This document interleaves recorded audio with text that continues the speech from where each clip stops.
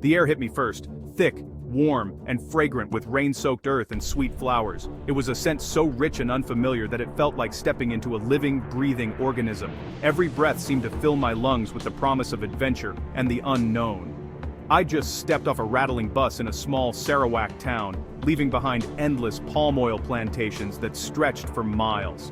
The bus ride itself had been a journey, windows open to the humid breeze, the chatter of locals, and the occasional glimpse of monkeys darting through the trees. Here, the real Borneo began, towering canopies overhead, a chorus of insects buzzing and chirping, and distant bird calls echoing through the trees. The jungle felt alive, its energy pulsing all around me, both inviting and intimidating. My backpack felt heavier with excitement and nerves, each step forward a reminder that I was far from home. The weight wasn't just physical, it was the anticipation of what lay ahead, the uncertainty of a new world. This wasn't a holiday, it was a month-long immersion on just $600. Every decision would matter, every dollar stretched to its limit, and I knew I'd have to adapt quickly to make it last.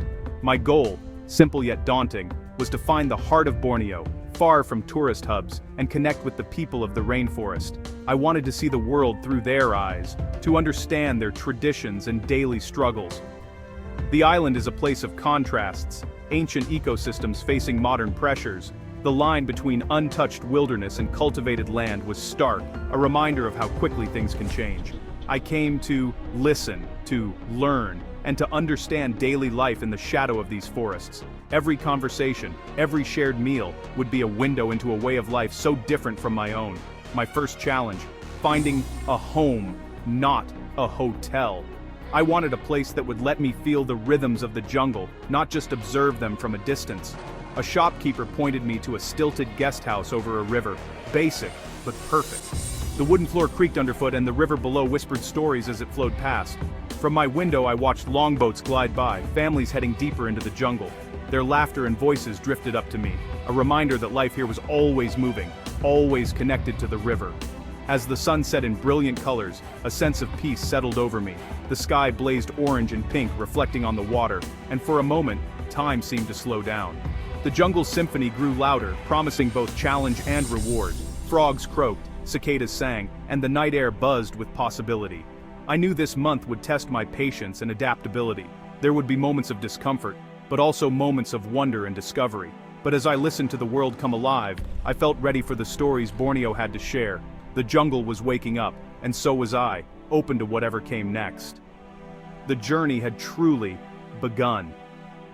With each step into the unknown, I felt myself becoming part of something bigger, something ancient and wild. I was no longer just a visitor, I was part of the island's unfolding story, ready to embrace every lesson, every challenge, and every moment of connection that awaited me. Living on just $600 for an entire month, about $20 a day, meant I had to embrace a lifestyle that was both simple and resourceful. Every decision mattered, and every dollar had to stretch as far as possible. It was a challenge, but also an invitation to experience Borneo in a more authentic way. Homestays quickly became my lifeline. $10 a night not only bought me a bed, but also a priceless connection to a local family. These stays offered warmth, stories, and a sense of belonging that no hotel could match. Meals were always local and incredibly cheap. Most mornings started with strong coffee and sweet, crispy fried bananas, enjoyed at a bustling roadside stall. For lunch and dinner I'd seek out nasi campur, or steaming bowls of Sarawak laksa from vibrant street stalls, savoring the flavors unique to Borneo. Eating like a local not only saved money, but also brought me closer to the community. Sharing meals with new friends became a highlight of each day. For transportation, I relied entirely on public options. Crowded buses weaving through towns, and shared minibuses packed with people and goods, each ride an adventure in itself. Sometimes the journey meant hopping onto a longboat, gliding down rainforest rivers surrounded by lush green, feeling the pulse of the wild. No taxis, no private cars, just the thrill and unpredictability of getting there the local way. With every trip, a story to remember. The last $100 of my budget went to park entrance fees, guided jungle treks, and plenty of bottled water to stay safe and hydrated in the humid heat. I also set aside a little for small gifts. Tokens of gratitude for my hosts, who welcomed me like family and shared their world with me. Living on such a tight budget forced me to choose wisely, to pack only essentials, and to focus on what truly mattered most each day. It pushed me away from the commercial tourist trail and straight into the heart of Borneo, where real life and genuine culture thrived. The richest experiences I discovered often cost the least. Shared laughter, new friendships, and unforgettable moments. In the end, simplicity was the key to true connection, and living with less opened the door to so much more. My days in the longhouse began with the gentle glow of sunrise, golden light spilling over the rainforest canopy and waking the village from its slumber. Each morning, a chorus of jungle sounds, chirping birds, buzzing insects, and distant calls, filled the air, reminding me I was far from the world I knew. I joined my host family on the veranda, sipping strong, earthy coffee as elders wove intricate mats and children played nearby, their laughter echoing through the wooden beams. I wasn't just a tourist passing through. I felt like a clumsy cousin, welcomed into the heart of daily life, included in every moment, no matter how small. I followed Amit, my generous host, to tend the pepper gardens and check fish traps along the riverbank, learning about the plants, the land, and the jungle skills passed down through generations. My attempts at using a traditional blowpipe were clumsy and often hilarious to the kids, but my effort was always met with encouraging smiles and patient guidance. Lunch was a communal affair. Bamboo chicken, wild ferns, and fiery sambal, all cooked over an open fire, the flavors smoky and vibrant, shared by everyone. Meals were more than just food. They were stories, each dish a lesson in resourcefulness, tradition, and the deep connection between people and the land. Afternoons slowed to a gentle pace, filled with crafts, quiet conversation, and laughter.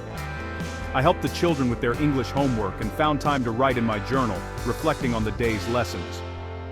As night fell, the air filled with haunting Sate melodies, the traditional music drifting through the village, and weaving us all together in its spell. We gathered under a sky ablaze with stars, sharing stories and laughter around the fire, ending each day with a profound sense of belonging and gratitude.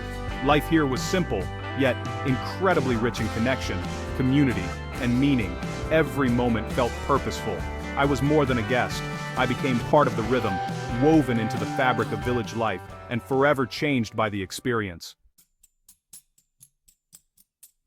Living with a local family opened doors to hidden moments. I witnessed a quiet rice planting blessing. No costumes, just genuine respect for the forest. One night, the longhouse buzzed as a woman gave birth, the community gathering in support. I learned to read the forest's signs, bird calls for rain, monkey chatter for danger, drum beats as jungle telegraphs. The forest was alive, a partner, not just a resource. Dreams mattered here. Elders shared and interpreted them as messages from ancestors. These moments weren't tourist attractions. They were real, raw, and deeply human. I saw the spiritual and physical worlds intertwined in daily life. The true heart of Borneo revealed itself in these quiet, personal rituals. They taught me more than any guidebook ever could. Life in Borneo is a balance of beauty and hardship. The warmth of the people is boundless. Strangers welcome me as family, sharing meals and stories. In the longhouse, everything is shared, creating a powerful safety net. But challenges are real. Healthcare and education are hard to access, and children travel hours to school. The modern world brings both opportunity and threat, drawing youth to cities and risking ancient traditions. The biggest struggle is environmental. Vast palm oil plantations replace rainforest, threatening culture and biodiversity. Locals face a heartbreaking choice between economic survival and preserving their land. Yet, resilience shines through. People hold fast to culture, community, and the land. Joy is found in simple things: a good harvest, a healthy child, a story by the fire. Their strength is inspiring, not for pity, but for admiration. I left humbled by their spirit. If you're drawn to Borneo on a budget, travel with an open heart and mind. This journey is about connection, not just sightseeing. Embrace discomfort.